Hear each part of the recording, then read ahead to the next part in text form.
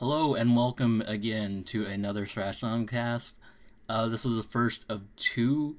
I wanted to uh, work a little bit on Christmas Day, and so a couple hours I've been listening to a lot of my favorite songs, um, and I wanted to at least have a music talk. Or I'm sorry, I forgot to say. I'm your host, Reroll Zero. I hope you enjoy the video, or if you're listening to it, the podcast or whatever, or Sarasalandcast. My bad. This is Sarasalandcast. Sorry about that. Anyway, so I want to have another music talk, and I didn't want to go to a lot of my other favorites yet, because the first one, the ODST one, that was always something where I didn't know how powerful and moving it was. Like when I initially played the game, and then years later, I'm going like, "Oh my god, that's this is really startling." I kind of wish they had it more pronounced through the game, so I would have tried to notice it. Um, but so I that was something much later, and same thing with this.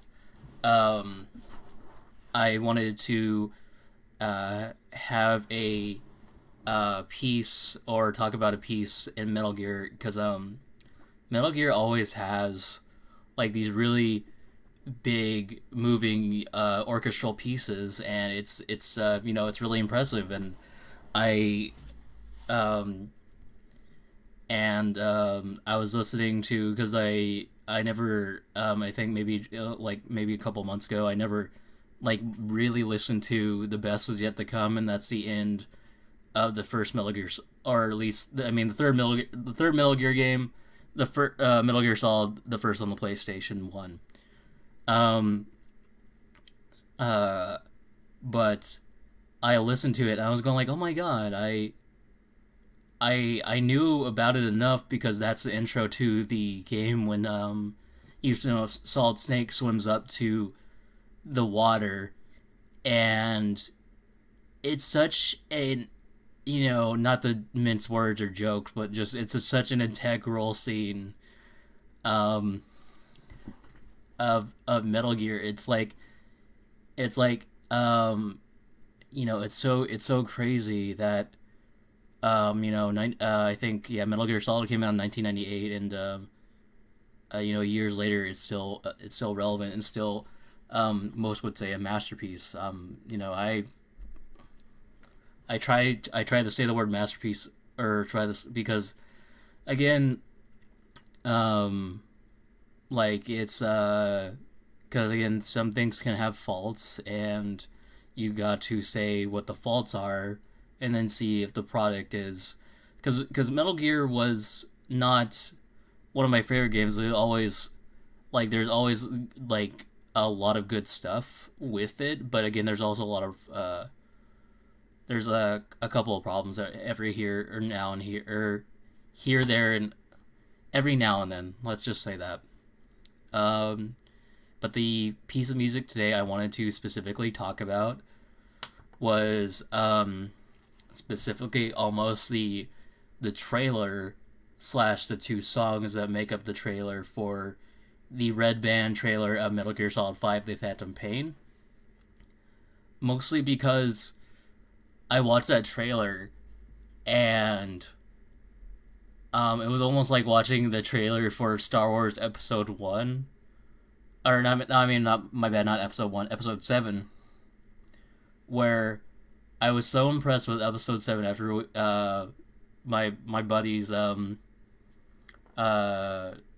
me, or we walked, I think we walked to a local theater, and we saw it, and it was a really great movie. And after that I bought it, I think, on Xbox Live, and like every day I watched the trailer because I was just like, I really want to see this again, and I can't wait. And yeah. um but I didn't do that in a sense with Metal Gear, but the trailer was so powerful, so moving, that it's just stuck in my mind. um like Miller losing his either I don't know if it was no, not the sight, but his arm or something like that. Like all the text and dialogue kind of going with like the music goes as the music goes, like gets more important and everything like that. It's just it's really really mattered to me. And yeah, it was just in all legitimacy, it's one of my like favorite videos to watch. Or at the very least, skip to the part of when Sins of the Father start. Um, but anyway, what I was going to say, the song in question is mostly Sins of the Father. It's the greater part of these, but of the trailer. But also, I didn't realize that the first section where sometimes it's chanting and then sometimes it's the words. It's quiet theme as well.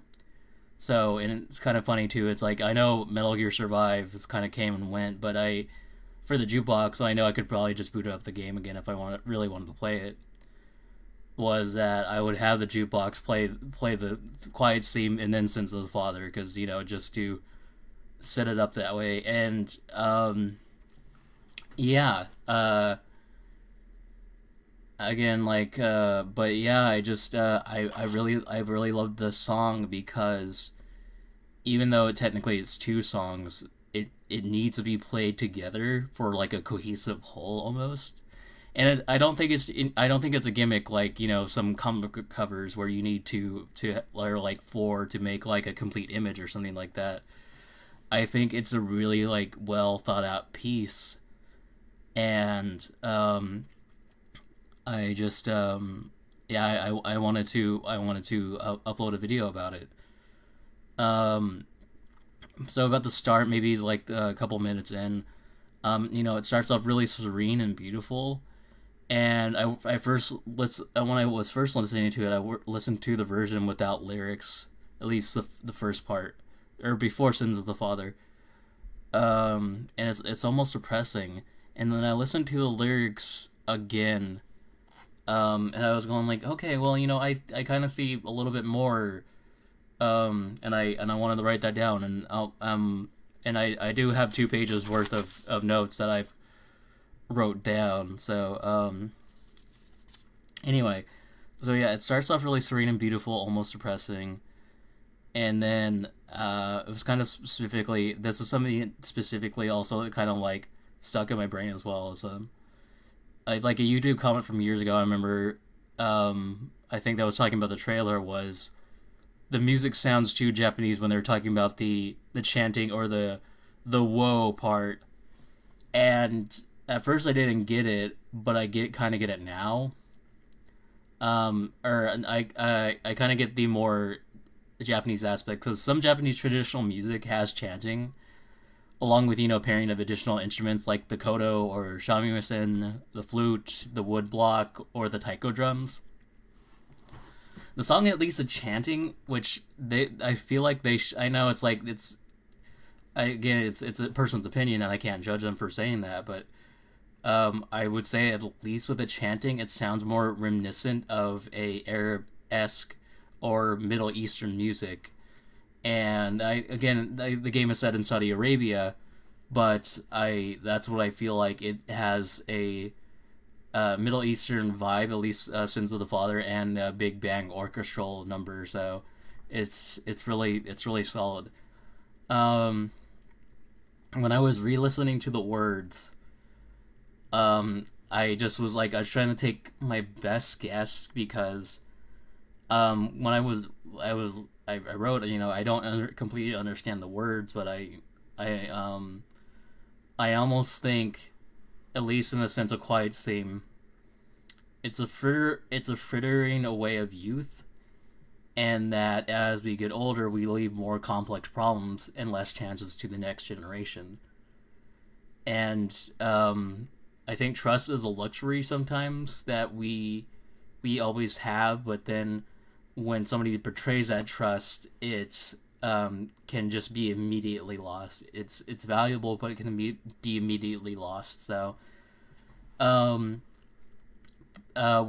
Sins of the Father start, or sorry, there was one other thing I noticed when I was re-listening to it, and stopping and kind of trying to interpret the song as best as possible. There's a little bit of water too when transitioning to Sins of the Father, and I'm going like that's a nice addition to kind of get you to the next part of the song.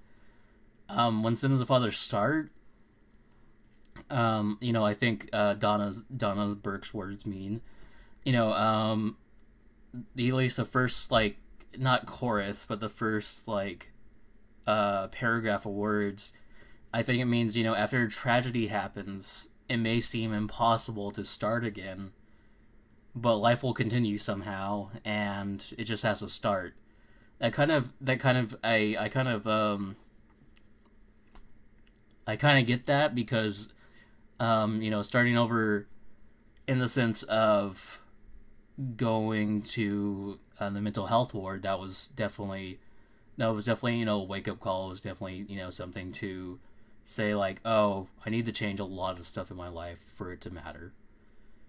And so I kind of really get that. And then here comes the woe, but I almost think of it like it's like a yell, a battle cry in a sense, and then harmonizes with solidarity to continue to exist. You harmonize with other people and they help you out, and that's kind of what my next point is. We exist with the help of others, but sometimes our ancestors doom our existence. I didn't kind of write this. I kind of just write. But I think it's like we have the help of others, and that helps us well. But sometimes past problem of a former generation that can impact our lives daily. But also, and I think this is near the end of the song too. In light of our ancestors' actions, there might be some truth in said action. But at what cost? So, it's kind of like that's kind of what I wrote. Again, I'm like looking at it. I'm kind of like I'm not getting it completely, but I kind of see some idea at it. And then for the last part of the song ends with the same woe. It's almost a rebel yell, arguing that we can change our fate, and we must if we want to change our future. So, so that's all I wanted to say about the song. There's two lines at the end of the song that I really, I think are well made. Or add well to the song, and one is "Can't wash the blood off my hands," and the other one is "Let the world fear us on. It just means to an end." The first line, beyond battlefield trauma or PTSD, it's kind of like Macbeth. During the play, Macbeth has reservations about killing Duncan, a man that has been good to him. So Lady Macbeth unfortunately kills Duncan, and both Macbeth and Lady Macbeth are immediately upgraded in terms of succession.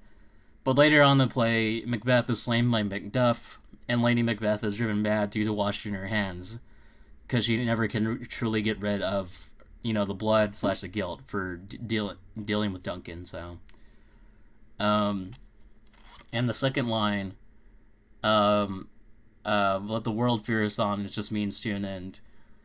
I think it means if most people don't understand what you're working on, don't worry about it. And no, I'm not advocating for being a ne'er-do-well or a villain, but if you are working for the right reasons, then what they say doesn't matter. So,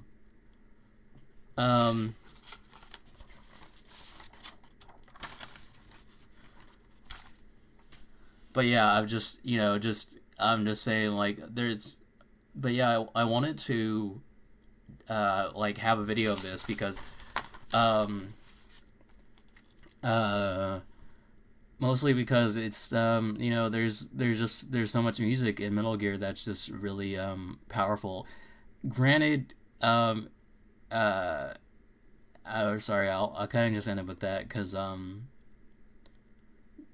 it's just if you have a chance to just kind of stop or smell the roses or whatever, um, it's really important, or not really important, but it's just it gives you some new perspective on things, and maybe that's something that will improve your life or something like that. I don't know. Anyway, thank you very much for watching or listening. I have been your host, Reroll Zero, signing off.